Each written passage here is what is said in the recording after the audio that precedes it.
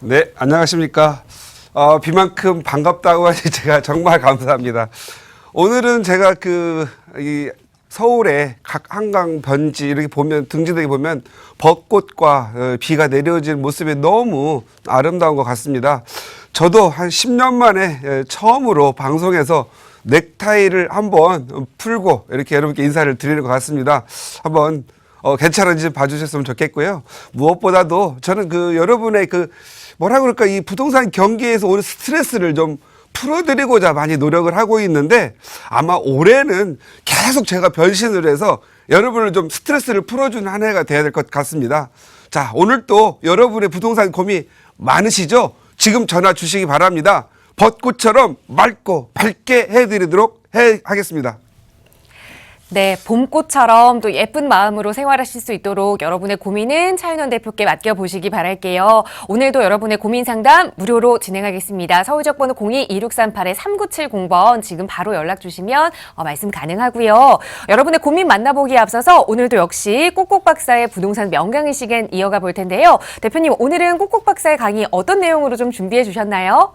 네, 오늘은 좀 쉽고, 제가 그동안 한 10년 동안 경험을 이렇게 부동산 상담을 해 오면서 많은 사람들이 좀 아파한 부분들을 한번 좀 정리를 해서 우리 30대 또는 40대 내 집 마련을 하시는 분들한테 좀 도움이 됐으면 하는 그러한 제목으로 한번 강의를 잡아보았습니다. 오늘의 제목은 부동산 투자, 나이 들어 후회하는 사람들 5가지라고 좀 적어봤습니다. 1, 2, 3, 4, 5등 그런 건 아니고요. 제가 10년을 넘게 이렇게 상담을 하다 보니까 제 나이 때 또는 60대 은퇴할 때 들어와서 많은 분들이 이렇게 후회를 하고 또 지나온 세월에 대한 아쉬운 상념 같은 게 있습니다. 그런 부분들을 좀 우리 팍스경제TV 보시는 분, 우리 특히 젊은 분들에게만큼이라도 이게 제 나이 때 후회하지 마시라고 한 번쯤 생각해 보는 그런 시간을 좀 가져볼까 합니다. 첫 번째, 누가 그렇게 많이 후회를 하냐면요. 전세로 5회 이상 산 사람들, 전세로 5번 살면은요, 10년이라는 세월이 훌쩍 갑니다. 이 10년 동안 집값은 떨어질 것 같으면서도 오르는데요. 내가 저축해서 쌓을 것들은 이 집값을 따라가기가 힘듭니다. 그렇다고 집값들이 다 오르느냐? 그건 아니거든요. 어떤 지역은 내가 따라다닐 수도 없고 내가 살고 싶은 지역은 너무 많이 오릅니다. 그런데 내가 살고 싶지 않고 가고 싶지 않고 가봐야 외롭고 학교도 그리고 교통도 어려운 데는 가격이 떨어지죠. 사람의 심리는요, 이런 지역 사는 것보다 아무래도 모두가 선호하는 지역을 살려고 하는 것 같아요. 그래서 우리 또 30대, 40대 되는 분들도 아이가 보통 초등학교 4학년, 5학년 되면은 이젠 주거를 해야 됩니다. 투자보다도 아이를 위해서, 자녀를 위해서 어떤 주거를 목적으로 하는 곳을 가보면은 가격이 너무 많이 올라 있어요. 그래서 저는요, 전세로 살더라도, 그리고 실은 좀 젊었을 때 아이들 안 컸을 때는 고생을 하더라도 내가 꼭 살고 싶은 지역, 가격이 오를 만한 지역은 돈을 좀 모아서 또는 막 경제활동 할 때는 대출 어느 정도 받아도 되잖아요. 보통 보면은 나 돈 모아서 내 집 마련할 거야 하는 분들이 저축을 많이 하거든요. 저축을 200만 원씩 하는 분들도 없지 않아 있습니다. 이런 분들은 차라리 좀 오를 지역에 가격이 좀 조정되고 전세값이 어느 정도 오르면은요, 전세 갭을 이용해서 사시고 부족한 부분들은 대출을 좀 활용하는 게 좋겠다. 그래서 200만 원 저축할 거 100만 원 저축하고 100만 원은 이자로 내면 이렇게 접근 가능한 지역들이 있습니다. 지금 부동산 규제로 해서 가격이 많이 떨어졌죠. 서울에 한 90%가 내린다 할지라도 지금도 10% 지역은 오를 지역이 있고 많은 사람들이 선호하는 지역으로 지역 가치가 바뀌는 것들도 있거든요. 그래서 지금도 역시 잘 노력하면 오를 지역은 있다. 그리고 전세로 5회 10년 정도 살면은요, 100만 원씩 저축하면 1억 2천 모아요. 그러나 내가 살고 싶은 곳들은 5억씩 오른다고 보시고요. 또 내가 모은 1억 2천은 가치가 6천만 원으로 하락합니다. 지금 우리 정부에서 소득 주도의 분배를 하다 보니까 인건비 7%, 최저임금비가 7% 올리다가 작년에 무려 17% 올렸고요. 올해는 무려 10.9%, 제가 봤을 때는 27% 이상을 올려놨습니다. 인건비 이렇게 상승하면은요, 그래, 물가가 떨어지고, 그리고 뭐 아파트값 떨어지고, 뭐 짜장면값 떨어질 것 같죠? 아닙니다. 더 오를 수밖에 없습니다. 이게 주었다면 뭔가를 가져와야 되잖아요. 그리고 돌아가야 되잖아요. 그러면 지금은 물가 막 내리고 정책적으로 누르지만 어느 순간에 이게 1, 2년 갈까요? 10년, 5년 갔을 때 어떻게 될까요? 이 다음 정부에서는 물가의 폭등이 예상될 수밖에 없어요. 그때는 인플레이션 일어나죠? 인플레이션이 뭐죠? 결국 화폐 가치의 하락입니다. 그래서 우리가 항상 화폐 가치가 늘 같고 내가 저축 100만 원씩 5년 했으면 5년 후에도 지금의 화폐 가치가 지켜지길 바라지만 그건 좀 어렵습니다. 그래서 전세로 5번을 이상을 사는 것을 경계하라고 말씀드리고 싶습니다. 두 번째, 후회하는 분들, 이 부분은 정말 후회가 막심한 분들이죠. 장기 임대주택을 오래 산 사람들. 예를 들어 볼까요? 뭐 어떤 것들은 분양형 임대가 있습니다. 자, 10년 후에 지금 임대로 사시다가 10년 후에 임대산사에 분양받으세요라고 하는데 이거 착각이죠. 10년 예를 들어서 지금 내가 10년짜리 사가지고 분양가가 5억이에요. 그러면 10년 후에도 5억으로 파느냐? 그건 아니라는 거죠. 10년 후에는 만약에 8억이 됐으면 8억에 조금 못 미치는 그런 가격으로 오른 값을 다 주고 사야 되죠. 그러다 보면 내가 그 돈을 모았어야 되는, 못 모았어요. 그러면 나는 나가줘야 되거나 계속 임대를 살아야 되거든요. 또 임대 살면은 더더욱 내가 내 집 마련할 수가 없게 되고 더 멀어지게 됩니다. 자, 뭐 임대주택, 뭐 시프트, 뭐 지금 현재 임대주택을 많이 정부에서 권유하고 있는데 임대주택에 사는 지역은 여전히 가격 상승도 어렵고 사람들이 임대주택 속에서 살아가는 거에 대해서 만족도가 높지가 않습니다. 그래서 언제든지 나오려고 하는데 임대주택에 오래 계시다 보면 내가 목돈을 만들기 힘들어요. 연봉도 7천만 원 낮춰야 되죠. 내 집 마련하기도 힘들죠. 그러다가 돈도 너무 많이 벌면은 나는 투자 못하고 이 임대주택에서 이게 마치 혜택인 것처럼 생각하기 때문에 오래 살려고 뭐 동생 아는 분들 돈 빌려줬어요. 결국은 돈 떼이고 못 찾아요. 그러면 사람 잃고 돈 떼이고 가슴 아프게 계속 임대주택 살다가 60대 되면은 애들 장가가고 뭐 하려면 돈이 없어요. 본인은 장기 임대주택 살아가지고 한 30년 됐는데 이사를 가려고 하니 너무 가격이 올라 있어요. 너무 좀 허무하죠. 그래서 장기 임대주택 사시는 분들이 가장 후회를 많이 하더라. 그래서 이 부분들은 좀 젊은 분들이 잠깐은 살 수가 있겠지만 이것은 꼭 버려야 될 대상이다. 이렇게 보시면 될 것 같습니다. 세 번째, 관사, 사택에 오래된 산 사람들. 관사 살고 사택 살려면은요, 일단 엘리트, 소위 이 사회에서 능력 좀 있는 분들이 많이 살죠.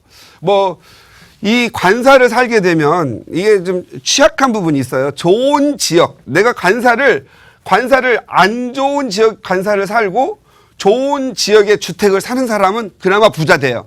그런데 좋은 지역에서 관사를 살면 이 동네를 아파트나 내 주택을 마련할 수 없기 때문에 안 좋은 지역을 사야만 하는 일이 벌어지다 보니 아예 안 삽니다. 그리고 어느 정도 정년 퇴직할 때 이제 아니면 회사를 이제 그만둬야 될 때 관사에서 나가잖아요. 그러면 내가 살 집이 없는 일이 벌어집니다. 돈 현금 모아놓은 건 있겠지만 알고 봤더니 내가 5억 6억 모았는데 아파트 20평대가 10억 11억 좀 싼 데는 7, 8억. 이건 내가 도대체 살고 싶은 데를 살 수 없는 곳, 그런 세계가 되고 정말 살고 싶고 내가 늘 살았던 곳은 어느새 넘사벽이 돼서 들어갈 수가 없죠. 그래서 관사 사택에 사는 분들 살지 말라는 게 아닙니다.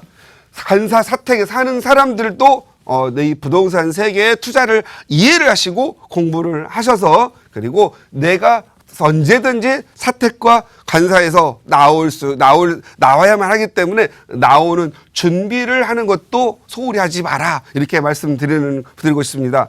네 번째 후회하시는 분들, 서울에서 오랫동안 청약만 시도한 사람들입니다. 요즘 불과 2010년 이전에만 해도 서울에는 공급량이 어느 정도 있었어요. 그래서 청약을 하면 어느 정도 당첨도 돼서 큰 돈도 벌었어요.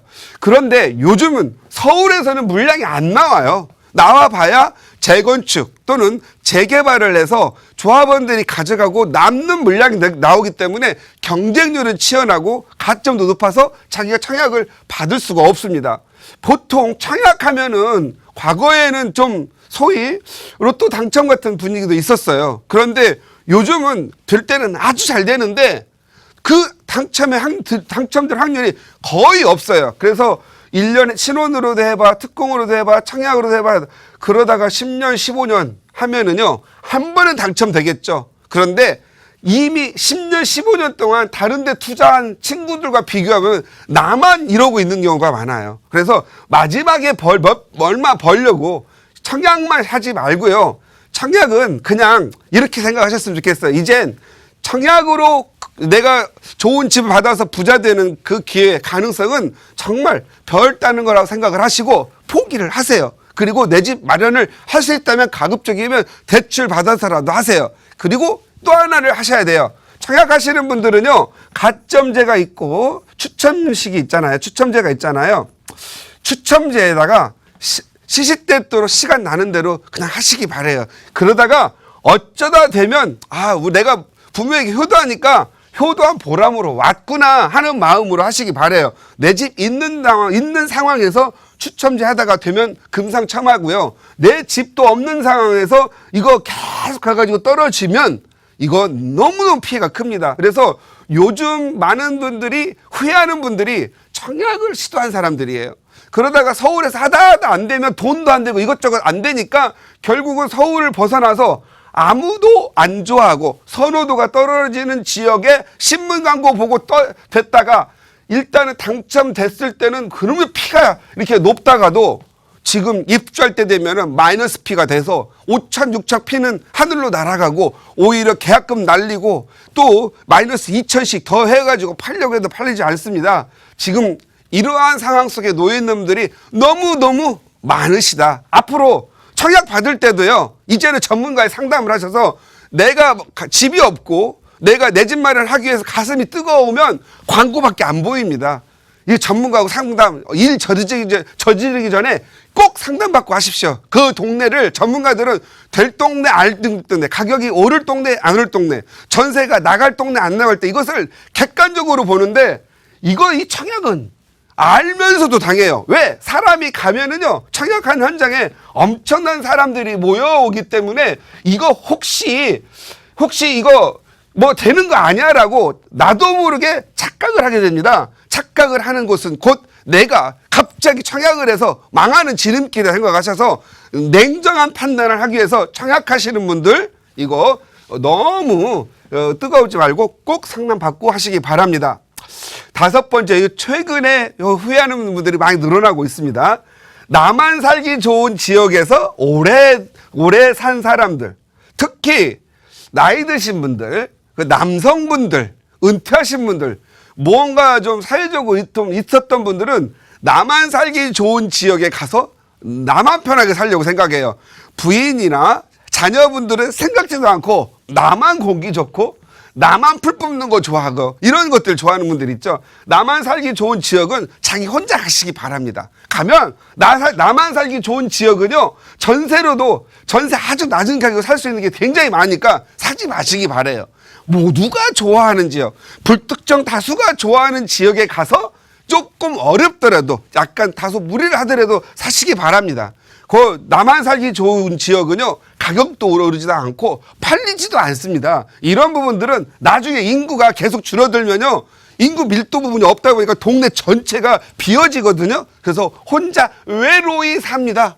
오히려 정말 안 좋은 케이스죠. 그래서 조금 고집을 좀 버리시고 솔직해지셔야 돼요. 이게 뭔가가 나만 살기 좋은 지역을 고수하는 분들은요, 무언가 마음속에 고집을 부릴 수밖에 없는 그런 부분들이 많이 있거든요. 그래서 고집을 좀 하고 마음을 비워서 가족들과 상의를 하셔가지고 차라리 여기 살고 싶으면 임대로 낮은 전세로 사시고요. 조금 돈을 가족들끼리 모아서 부족한 부분이 있다면 신용대출이라도 받아서 좋은 지역, 모두가 좋은 지역에 하나 정도 사놓고 나서 그리고 전세를 놓고 나서 나만 살기 좋은 지역에 사는 것도 괜찮다. 그래서 오늘 우리 30대 결혼하신 분들 또는 40대 아이 하나 놓고 이제 초등학교 들어가려고 하는 분들, 이분들은 고민이 여러 가지 많을 겁니다. 그래서 제가 봤을 때는 지금은 부동산 규제 기간이거든요. 규제는 언제가 풀립니다. 지금 같은 경우는 규제가 들어오면은요, 가격이 오를 시점들이 보여요. 오히려 아무 규제가 없을 때가 더 어렵고 무섭습니다. 그런데 이제 무서움이 갔어요. 2018년도는 무서운 한 해였습니다. 가격은 많이 오르죠. 규제도 없죠. 이거 언제까지 오를지도 몰라. 혹시 내가 샀다가 나 혼자 내가 살 때 규제 들어오고 가격 떨어지는 거 아니야? 위험하고 불안한 시기는 갔습니다. 이제 더 센 규제가 나오기는 힘들어요. 그러면 지금은 부동산 잡기 위해서 온 경제가 좀 침체되고 힘들잖아요. 그렇다면 경제 살리기 위해서 무언가 다른 정책과 대안이 나옵니다. 그때가 또 투자의 타이밍일 수 있습니다. 지금 부동산 한번 투자를 안 하시더라도 관심을 갖고 상담도 받으면서 좋은 투자의 타이밍도 잡으시고요. 이렇게 후회하지 않는 세계로 가기 위해서 공부하시면서 투자의 세계로 한 번 정도 관심 가져보시기 바랍니다.